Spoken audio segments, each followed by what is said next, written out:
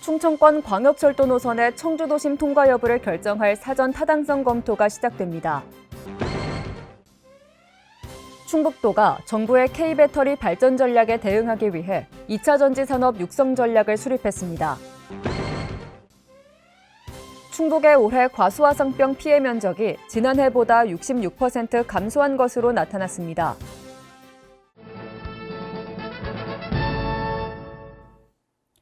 여러분 안녕하십니까? CBI-TV 충북뉴스입니다. 첫 소식입니다.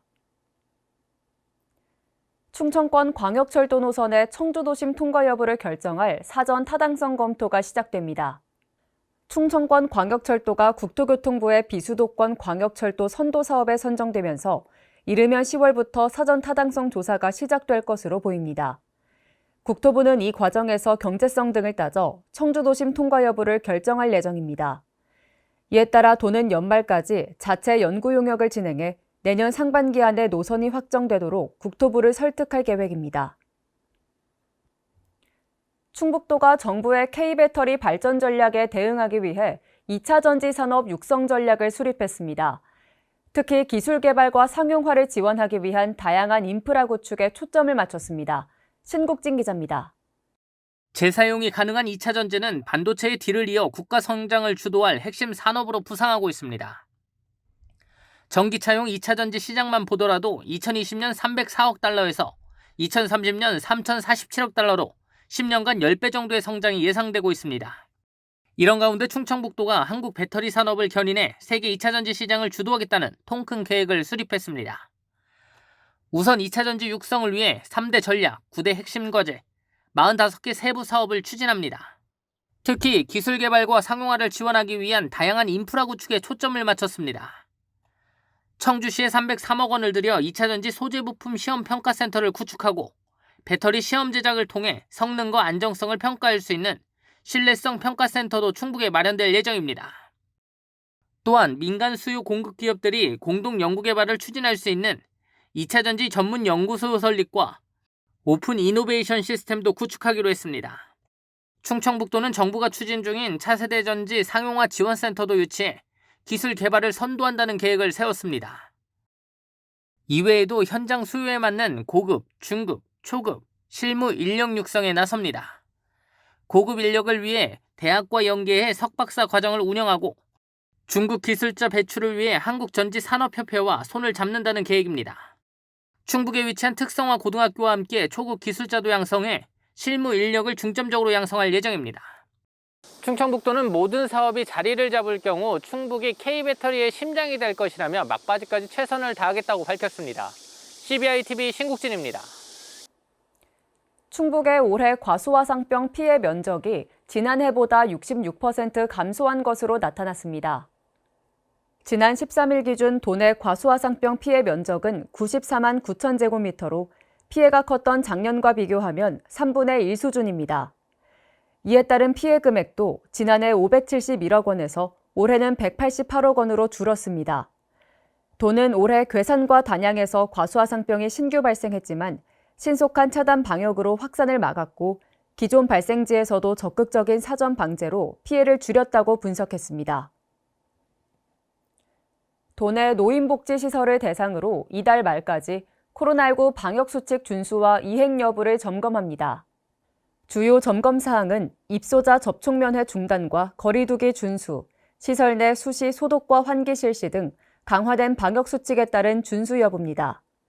도는 점검 결과 방역에 미비한 부분은 즉시 시정하도록 안내하고 위반 사항이 적발되면 행정처분할 계획입니다. 충북도가 적은 비용으로 많은 보상을 받을 수 있는 풍수해 보험에 도민들이 적극적으로 가입해 줄 것을 당부했습니다.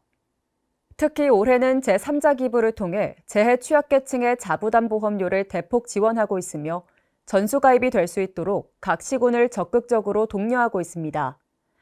풍수해 보험 가입 방법은 5개 민영보험사를 통해 개별 가입하거나 주택의 경우 가까운 행정복지센터에서 10% 할인된 보험료로 단체 가입이 가능합니다. 충북산림환경연구소가 산림의 공익적 기능을 확보하기 위해 사유림 500헥타르를 매입해 공유림으로 전환합니다. 연구소는 미세먼지 저감 정책과 산림 환경 생태 기능을 강화하기 위해 2022년까지 사유림 500헥타르를 매입할 계획으로 지난 2019년부터 현재까지 목표치 74%에 해당하는 374헥타르를 매입했습니다. 매입 대상은 10헥타르 이상 임야로서 기존 도유림에 연접하거나 산림 경영이 가능한 대단위 토지, 수목원과 휴양림과 연계 가능한 토지를 우선적으로 고려하고 있습니다.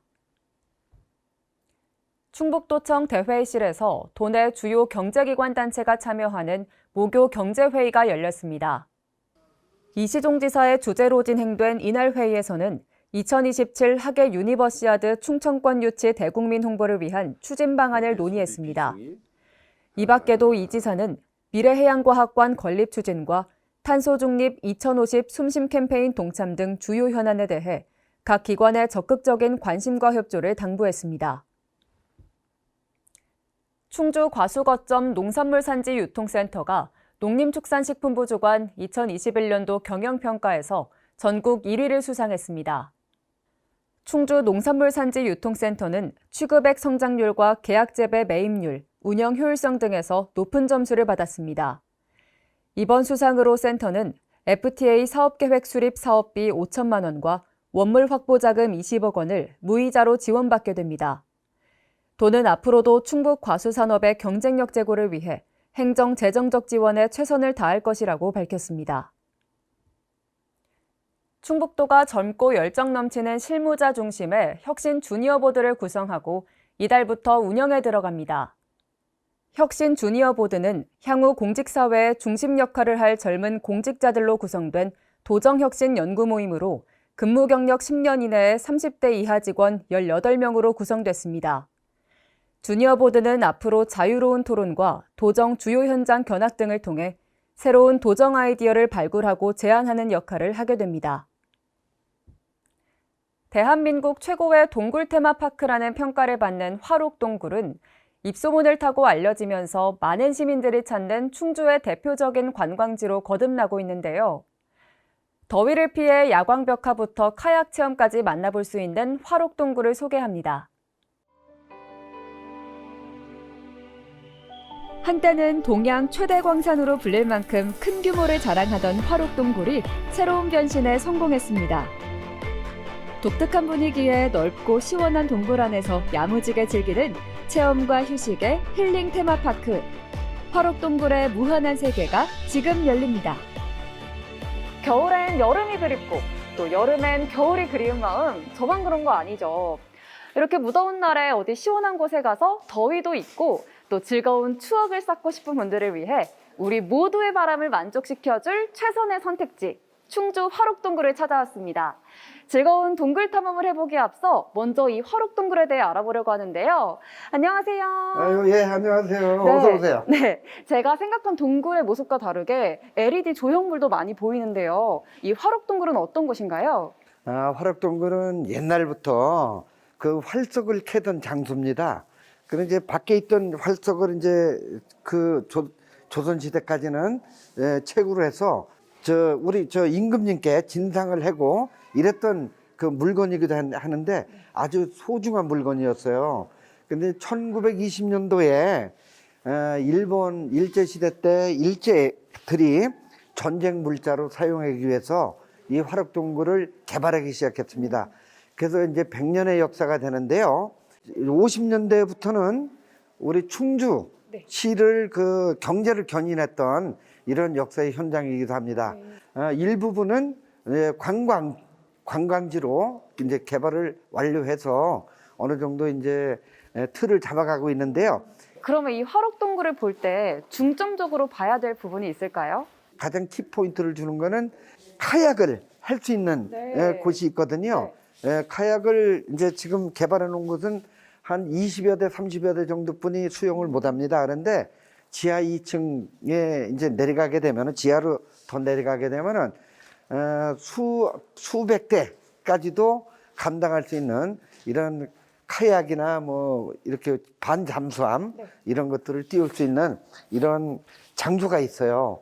그리고 그것까지 이제 개발을 하고 저희들이 모노레일로 해서 손님들을 맞이하게 되면은 여기는 명품 관광지가 될 것이라고 확신을 합니다.